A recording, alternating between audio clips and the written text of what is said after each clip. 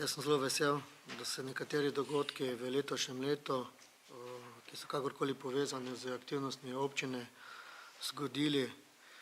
In med drugim sem tudi vesel, da smo znali v občini Maribor skupaj z nekaterimi drugimi akterji, ki bodo danes kaj več spregovorili, velikokrat hitro in učinkovito organizirati svoje službe in pomagati ljudem, ki so bili zaradi elementarnih nesreč, ali pa tudi, ko peljemo akcijo s srcem, darujemo srcem, pomagati v stiski. In na tem mestu bi se iskreno zahvalil vsem. Kako se človek počuti ob tem dogodku in ugotovi, da pa vendarle ni sam in da je nekdo, ki bi mu želel pomagati? Ob tem trenutku je človek dobesedno šokiran, ne v negativnem smislu, v pozitivnem smislu, ko vidi, da ni sam. Takrat torej vidiš, da so še ljudje, ki znajo priskočiti na pomoč, tudi taki, ki te nikoli niso poznali in prijetno presenečen. Kdaj so začeli prihajati prvi paketi pomoči? Bom rekel, naslednje jutro. Presenetljivo, bom rekel, naslednje jutro je že bilo toliko ljudi in pomoči, da ne znamo pisati to, kako je. Torej, še dejansko dojeli nismo, kaj se je zgodilo, ko so na dvorišče prihajale množice ljudi, ki so torej hoteli pomagati, prinesli kaj. Kdaj se bo obnova hiše končala? Obnova hiše, da bo v celoti, lahko rečem leto dni še sigurno, ne. Da bi pa bila vseljiva, pa torej, če nisem preveč optimističen, sredi drugega leta, torej maja, junija, prej sigurno ne.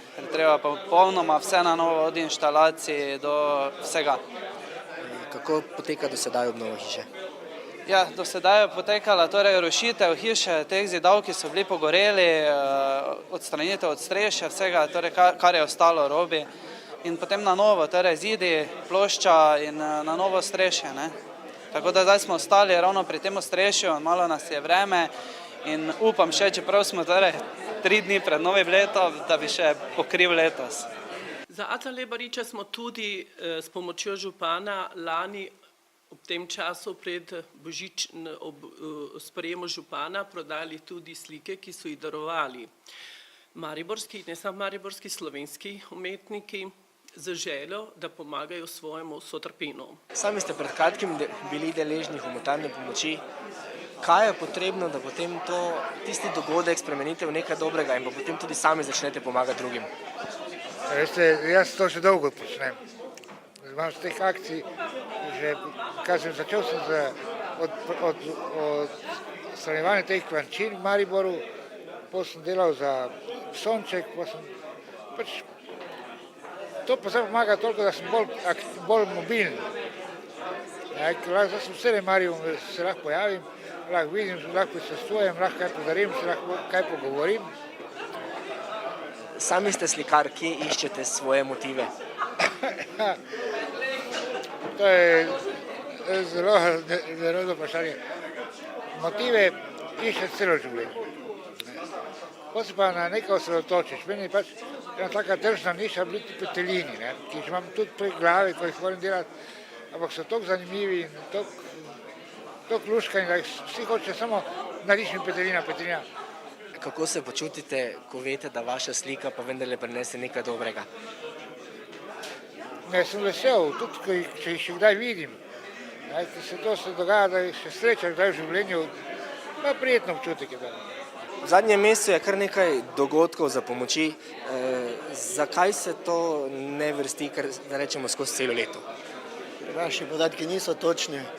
Če bi na večeru malo bolj spremljali aktivnosti župana na področju sociale, bi kar lahko ugotovili, da župan je aktiven skozi celo leto.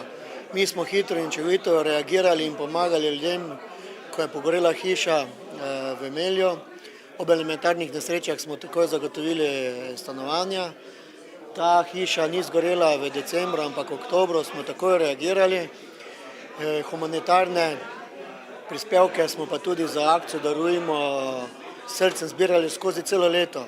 Je pa res, da ta sredstva ob božiču namenimo socialnim družinam in če je božič, ne bo božič za vse, tako kot za vas, kot za mene, kot za tiste, ki so potrebni takšne pomoči.